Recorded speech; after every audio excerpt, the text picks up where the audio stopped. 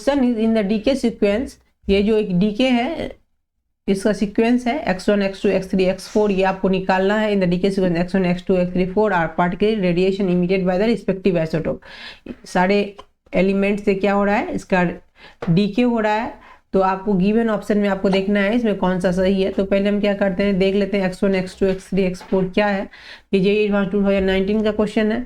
तो देखिए, अगर किसी से अल्फा पार्टिकल निकलता है दैट मीन्स हीलियम आयन निकल रहा है, helium ion minus helium ion हो रहा है, तो इसमें क्या हो जाएगा +4 हीलियम आयन ये और +2 ये 2 होता है। तो जो गिवन आपका नया बनेगा एलिमेंट वो क्या हो जाएगा -4 एटॉमिक मास और -2 इसके एटॉमिक नंबर में -2 आ जाएगा। ओके, अगर बीटा पार्टिकल्स किसी से निकलता है तो जो आपका न्यू एटम बनेगा उसमें क्या हो जाता है, आपका एक +1 आपका एटॉमिक नंबर हो जाता है और इसमें नो चेंज, इसमें क्या हो जाएगा आपका नो चेंज एटॉमिक मास में।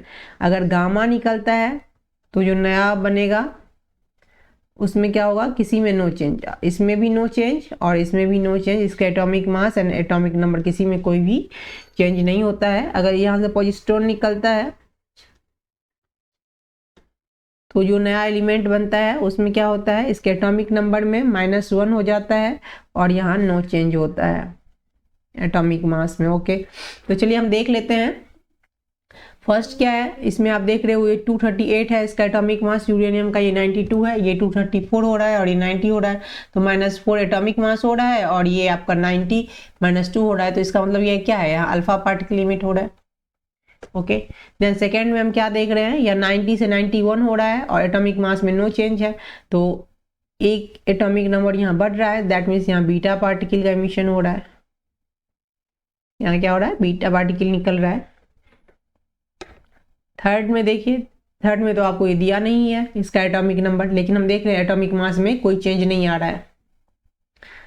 और इसमें हम क्या देख रहे हैं, तो इसको निकालने के लिए, x3 निकालने के लिए हम x4 देखेंगे। x4 में क्या हो रहा है, ये जो है आपका एटॉमिक मास वो 4 से कम हो रहा है, दैट मीन्स एटॉमिक नंबर जो है वो 2 से कम हो रहा होगा, तभी ये अल्फा। क्योंकि कोई भी अगर पार्टिकल एमिट होता है तो किसी में हम ये नहीं देखते हैं जो एटॉमिक मास में 4 का चेंज आ रहा है, -4 हो रहा है। बस अल्फा पार्टिकल जब निकलता है तब इसके एटॉमिक मास में -4 आता है।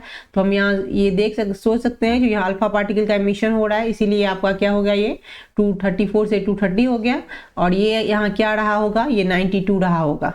ओके, अब आपको x1 x2 x3 and x4 निकल गया है। तो हम इसमें देख लेते हैं इसका ऑप्शन में क्या सब है। x3 इज गामा रे, तो x3 तो गामा रे नहीं है। x3 यहाँ से क्या हो गया आपका, x3 क्या हो गया, यहाँ देखिए तब ये 92 आ गया। तो इसमें क्या हो रहा है, एटॉमिक मास में चेंज नहीं हो रहा है, ये 91 से 92 हो रहा है। तो किस में होता है, एक ये भी बीटा ही होगा। तो एक आपका एटॉमिक नंबर इसमें इंक्रीज होता है जबकि मास में कोई चेंज नहीं होता है। तो आपका x3 इज गामा रे, तो ये तो आपका गलत हो गया।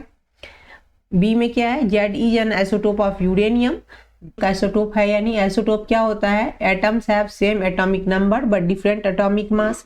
तो यूरेनियम और जेड में हम क्या देख रहे हैं, दोनों का एटॉमिक नंबर सेम है, एटॉमिक मास डिफरेंट है, दैट मीन्स दोनों आइसोटोप्स हैं। तो ये आपका सही हो गया। नेक्स्ट क्या है, x1 will deflect toward negative charge plate. x1, तो x1 क्या होता है, अल्फा पार्टिकल है। अल्फा पार्टिकल क्या होता है, पॉजिटिव चार्ज होता है। जब ही पॉजिटिव चार्ज होगा तो निगेटिव चार्ज से क्या होगा, डिफ्लेक्ट होगा ही। तो ये भी आपका सही हो गया। x2 इज बीटा पार्टिकल, तो x2 आपका बीटा पार्टिकल है ही, वो तो निकल ही गया है। तो आपका ये भी सही है। तो गिवन ऑप्शन में आपका B, C and D 3 option सही है। Thanks for watching. मेरे चैनल को सब्सक्राइब करें, वीडियो को लाइक करें।